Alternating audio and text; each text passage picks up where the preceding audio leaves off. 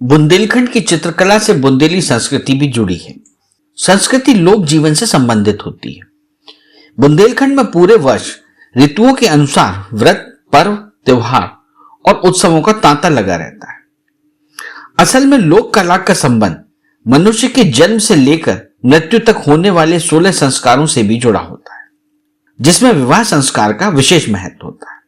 बुंदेली चितेरी कला की यह विशेषता है कि इसमें रंग सूखने का इंतजार किए बिना ही कलाकार दूसरे रंग का सहजता से प्रयोग करता है।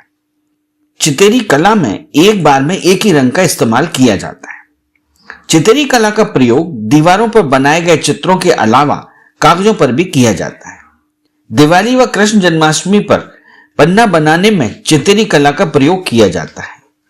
चितेरी कला के लुभावने चित्र, आकर्षक रंग व चित्रण के साथ बुंदेलखंड के घरों की दीवारों पर पारंपरिक ढंग से सजे दिखते हैं। लोक कला चितेरी में घोड़ा, गाय, सिंह, कुत्ता, चूहा आदि का चित्रण किया जाता है। यदा कदा पक्षियों को जैसे हंस, तोता को भी उकेरा जाता है। 15वीं शताब्दी के लगभग गुजरात व मेवाड़ में जिस समृद्धशाली राजपूत शैली का उदय हुआ था, जिसके कारण भारतीय चित्रकला की प्रसुप्त चेतना अपभ्रंश शैली का नवीन संस्करण था। अपभ्रंश शैली का उद्गम दक्षिण भारत में हुआ। बाद में उसका विकास गुजरात, मालवा, चेन्नई तथा सुदूर दक्षिण पश्चिम में हुआ। अपभ्रंश शैली के चित्रों की नजूम अल उलूम की चित्रावली से तुलना करते हुए दक्षिण में वर्तमान में 16वीं शताब्दी की अपभ्रंश शैली के कुछ रूप स्पष्ट हैं। मतलब जी चितेरी कला का जब उल्लेख आता है बुंदेली में, तो ये इसका क्या विशेषताएं हैं और ये कहाँ से शुरू हुई? देखिए, चितेरी कला जो है बताने से पहले हमें ये बताना पड़ेगा कि हमारे लोक जीवन में बहुत चित्रकला का बहुत महत्व है और खास तौर से लोक कलाओं का महत्व है, क्योंकि ये जनजीवन में व्याप्त है और जनजीवन में जितनी भी कलाएं बनती हैं वो उनमें आध्यात्म, दर्शन ये सब जुड़ा हुआ है। सीधे हमारे ईश्वर से जुड़ी हुई कलाएं हैं। और इसमें अगर चितेरी कला का देखा जाए तो जो 16 संस्कार हमारे जीवन में होते हैं, इसमें विवाह संस्कार सबसे प्रमुख होता है और विवाह संस्कार के समय पर ये चितेरी कला बनाई जाती है और ये बहुत रंग बिरंगी होती है, सुंदर होती है और इसमें ज्यादातर विवाह से संबंधित चित्र बनाए जाते हैं और उत्साहपूर्ण ढंग से देखने पर माहौल बहुत सुंदर लगने लगता है। पूरे परिवार को देखने में ऐसा लगता है कि जैसे इस परिवार के में विवाह हो रहे हैं, संस्कार हो रहे हैं, बहुत अच्छे हर्षोल्लास का माहौल उत्पन्न हो जाता है। उसके मुख्य द्वार को देखने से ही इस तरह का प्रकट होता है। तो चितेरी कला को हम इस प्रकार से देख सकते हैं। मधु जी, ये जो चितेरी कला है इसमें किस तरह की आकृतियां बनाई जाती थी? इसमें देखिए, जैसे मैंने पहले आपको बताया कि विवाह से संस्कार से संबंधित ज्यादातर चित्र होते हैं।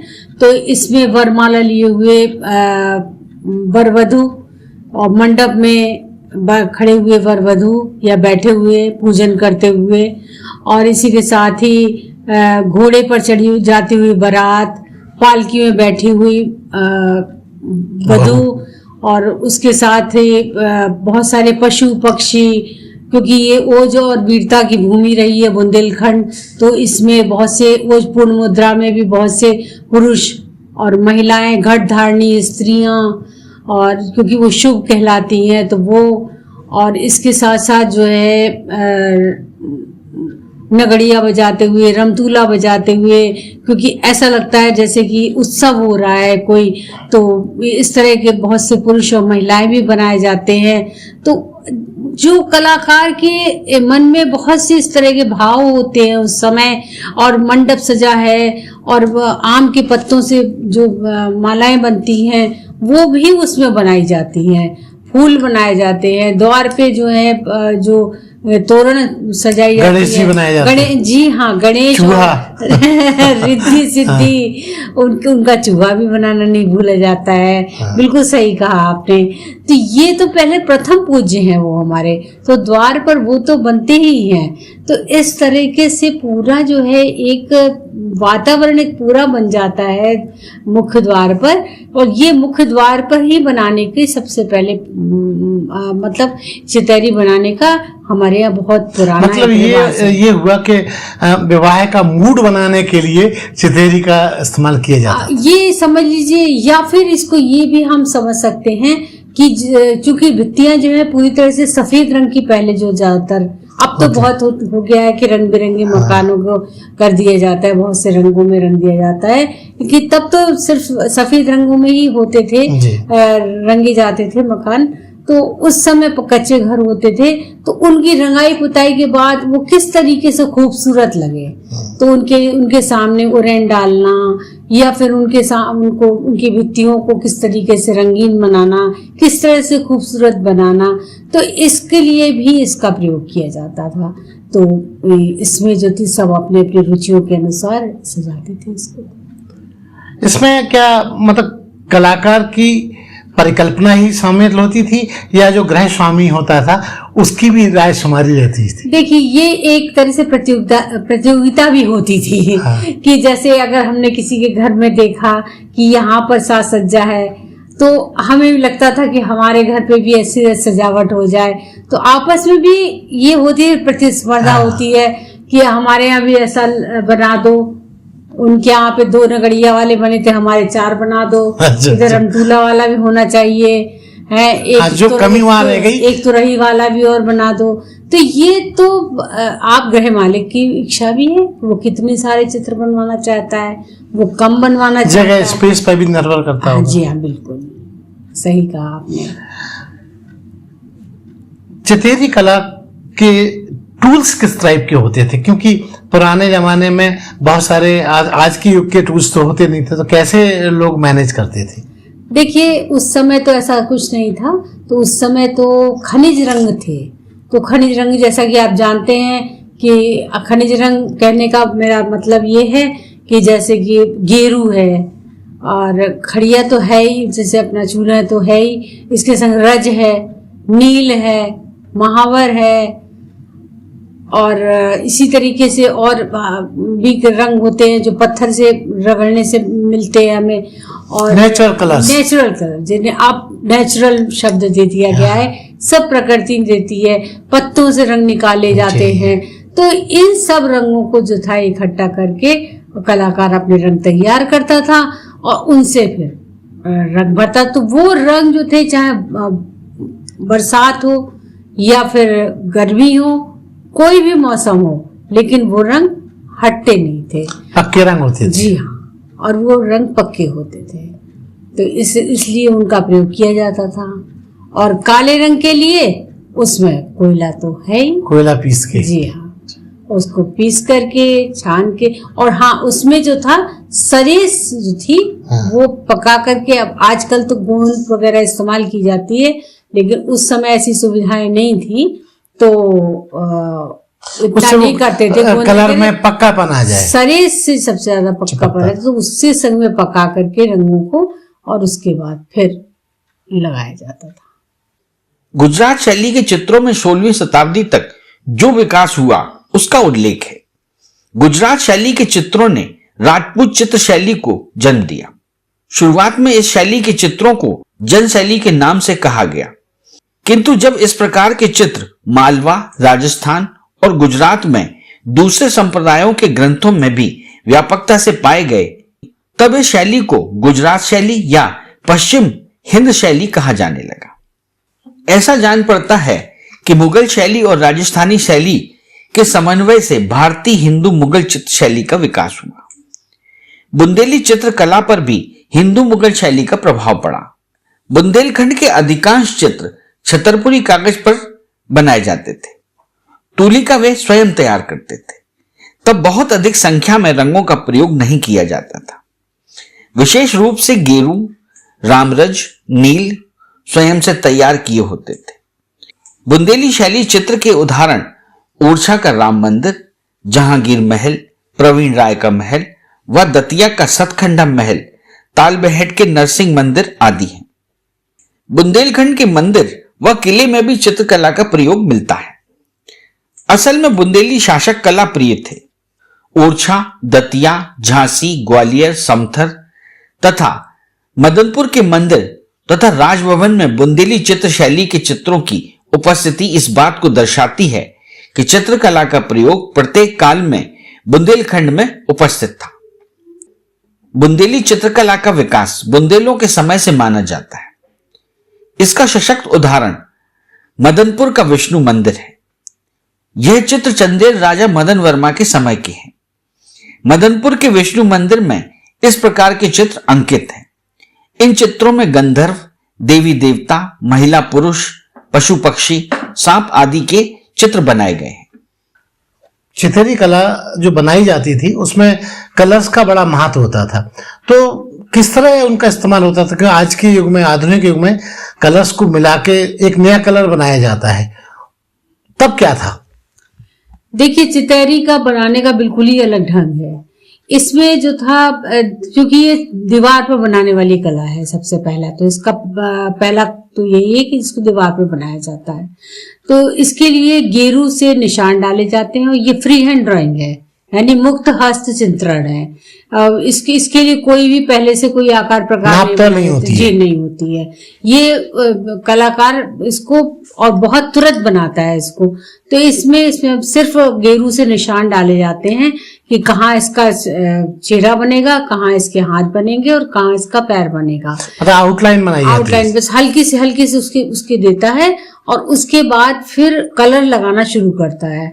कलर लगा करके इसमें कोई किसी तरह की मिक्सिंग नहीं होती है। एक कलर सबसे पहले उठाया जाता है, जैसे कि पीला कलर पहले उठाएंगे या गुलाबी कलर पहले उठाएंगे। तो चेहरे के जहां जहां गोले होंगे तो उनमें चेहरे में गोले, और हाथों में जहां होगा तो उस जगह पर गुलाबी रंग लगा दिया जाएगा। उसके बाद पीले रंग से वस्त्र अगर जहां पहनाने हैं तो वहां पे पीला रंग उठा के, एक कलर सूख नहीं पाता है, दूसरे कलर को तुरंत ही यूज किया जाता है। कभी ये नहीं सोचा जाता है कि ये कलर नहीं सूखा है तो ये फैल जाएगा या कुछ होगा, ऐसा नहीं। बच्चा इस तरह से लगाए जाते हैं कि वो उसकी एक दूसरे में इंटरफेरेंस नहीं होती है, क्योंकि वो आकृति इस तरह से बनाई जाती है कि उनमें एक दूसरे को ऊपर आते नहीं है रंग। उसके बाद फिर तीसरा रंग, हरा रंग जहां भी होगा वो भी कर दिया जाएगा। अब उस चित्र को उभारने के लिए आपके काले रंग का बाद में प्रयोग होता है। तो काले रंग की रेखाओं से पूरे चित्र को उभारा जाता है।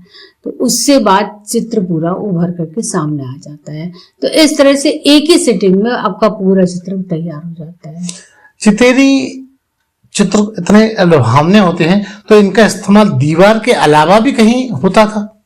देखिए, दीवार के अलावा जो है इसका जो मिट्टी के बर्तन जी, सूपों के ऊपर भी, डलिया के ऊपर भी, ये सिर्फ साज सज्जा की वस्तु भी बन जाते थे। कई बार इसको कहीं और भी लोग अपना प्रयोग करते थे। किसी को गिफ्ट करना हो तो? नहीं, गिफ्ट में तो नहीं इतना हुआ था, लेकिन हाँ वर्तमान समय में, आधुनिक समय में जरूर इसका जो है प्रयोग मैंने बहुत सोचा कि जिस तरीके के हमारे और भी प्रांतों की कला है, तो जैसे मधुबनी है, बिहार की है, या उड़ीसा की है, या कलकत्ता की है, कहीं राजस्थान की कलाएं हैं। तो वो कलाएं जिस तरीके से ऊपर जा रही हैं, तो वो कपड़े पर हैं या और अन्य माध्यमों पर भी हैं, कागज पर। तो मैंने भी कई प्रयोग किए और उनको आगे बढ़ाने के पूरे प्रयास अभी भी कर रही हूँ लगातार, कि उनको ऑयल पेंटिंग से भी बनाया है और इसी तरीके से कपड़े पर भी बनाया है, वॉल हैंगिंग्स भी बनाई हैं, कि जिस तरह से उसके अलग अलग रूप बनाए जिससे कि आकर्षण का केंद्र बने और ये हमारी कला आगे तक भी जाए, तो इसका संरक्षण हो सके। जी हाँ, संरक्षण तभी मिलेगा जब हम इसको आधुनिक रूप देंगे, लेकिन अभी उसको उस रूप तक मैं नहीं पहुंचा पाई हूँ। लेकिन शासन और सत्ता का अगर इसमें जो है सहयोग मिला तो निश्चित रूप से ये कला बहुत आगे तक जाएगी। बुंदेलखंड में चितेरी कला को अनवरत प्रवाहित करने का श्रेय सुखलाल को जाता है। उन्हें रानी लक्ष्मीबाई के समय में राजाश्रय प्राप्त था। सुखलाल की चित्रकारी में सिद्ध हस्तता थी। सुखलाल के चित्रों में भवन, गुंबद का चित्रण चटकीले रंगों से होता था। सुखलाल के पुत्र मंगनूलाल तथा गिरधारी भी चित्रकार थे। सुखलाल के प्रपौत्र परम लश्करी को भी चित्रकारी में महारत हासिल थी। बुंदेली चित्र शैली के अन्य कलाकार जवाहर व गिरधारी थे। चूंकि झांसी के राजा गंगाधर राव स्वयं कला प्रेमी थे, इसलिए उनके शासनकाल में नृत्य, संगीत व चित्रकला को भरपूर संरक्षण मिला। राजा गंगाधर राव के देहांत के बाद रानी झांसी के काल में कलाकारों के परिवार व उनकी कला का विशेष ध्यान रखा गया। इसी दौर में कलाकारों का दूसरा परिवार भीकम खां का था, जिसके पुत्र रमजानी झांसी की रानी के प्रिय कलाकार थे। झांसी में चित्रकला इतनी लोकप्रिय हो गई थी कि फुर्सत के क्षणों में तोपची खुदाबख्श व मंटू भी चितेरी कला को उकेरने लगे थे।